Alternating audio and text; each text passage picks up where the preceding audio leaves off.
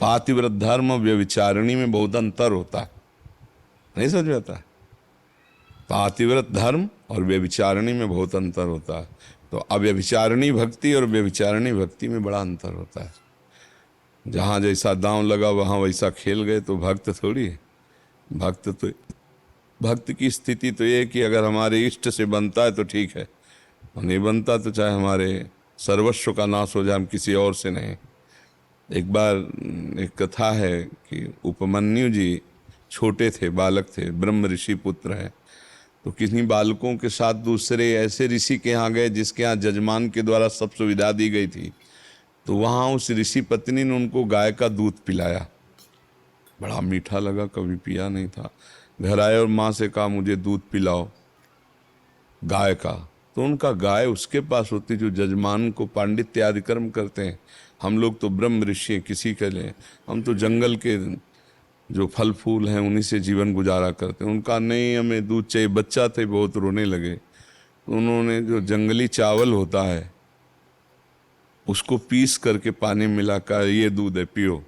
जब उन्होंने पिया तो उनका नहीं, मैंने गाय के, तो उनका भी सुन, तो ब्रह्म ऋषि का पुत्र है, मैं कभी किसी का प्रतिग्रह नहीं लेती, न तेरे पिता लेते हैं, तो तुझे गाय का दूध ऐसे नहीं मिलेगा। जा भगवान शंकर की आराधना कर और उनसे कह तो तुझे क्षीर सागर से दूध का संबंध बना देंगे। तो केवल दूध पी के रहना, लेकिन क्षीर समुद्र का पी के भगवान शंकर से मांग जाकर।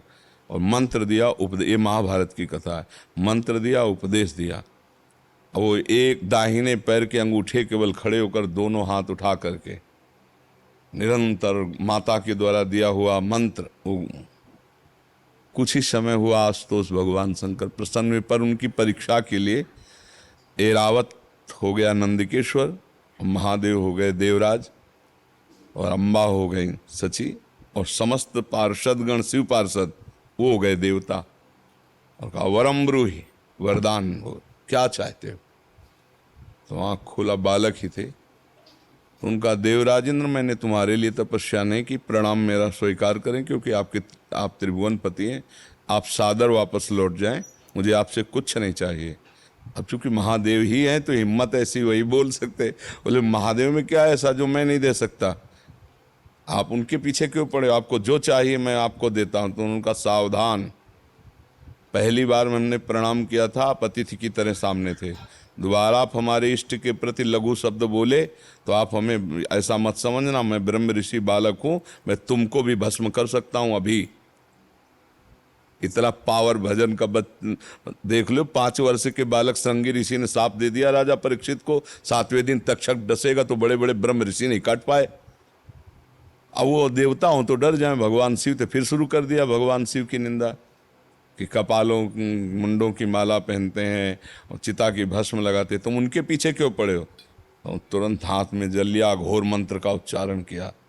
अघोरेभ्यो घोरभ्या घोर घोर तरेभ्या सर्वेभ्या सर्व सर्वेभ्यो नमस्ते अस्त्र रुद्रूपया। जो मंत्र पूरा नहीं होने पाया, नंदकेश्वर प्रकट होकर रोगे, इष्ट मंत्र से इष्ट पर प्रहार कर रहे हो।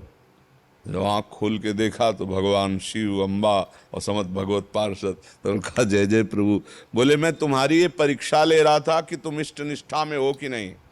जाओ आज से अजरश्चय अमरश्चय, अजर हो जाओ, अमर हो जाओ, और क्षीर समुद्र से रोज तुम्हारे पास दुग्ध आएगा और उसे तुम पियोगे। पर इष्ट अनन्यता से बात बनती है। तो जिस इष्ट को पकड़े उसके अनन्य हो जाए, फिर और रूप रख करके कोई हमारा काम बनाना चाहे तो हम नहीं। हमारा काम बने तो हमारे इष्ट से बने, और बिगड़े तो पूरा बिगड़े, ऐसी भावना बनाए तो जीत जाएगा माया पर। माया पर जीत नहीं तो फिर बहुत विचित्र है।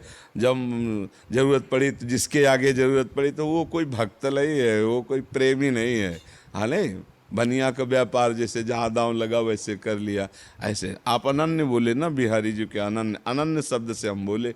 और ऐसे जब मनावे राम जी भजो, जब मनावे श्याम जी भजो, तो भैया लगो तो किसी तरह प्रभु में, तुम्हारा मंगल हो जाएगा। लेकिन प्रेम की जब बात आती तो उसमें नहीं चलेगा।